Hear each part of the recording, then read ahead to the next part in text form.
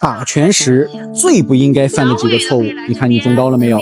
第一，打拳时膝盖旋膝拧转，让膝关节来代替腰胯的左右开合，来形成膝盖的来回乱晃。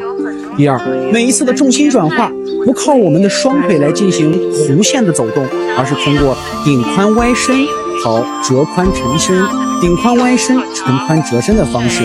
第三个，打拳的过程当中总是让肘关节形成上翘，然后再通过肘关节的下落形成挑肩架肘，最后从侧面来看我们的身体，圆肩驼背，含胸下拉，形成了一种弯腰驼背的打拳过程。大家犯这些错误了吗？那怎么正确的解决呢？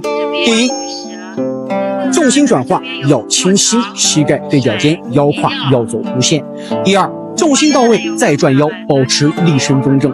第三，摆掌时要通过小缠丝，通过手臂的螺旋摆掌来进行向外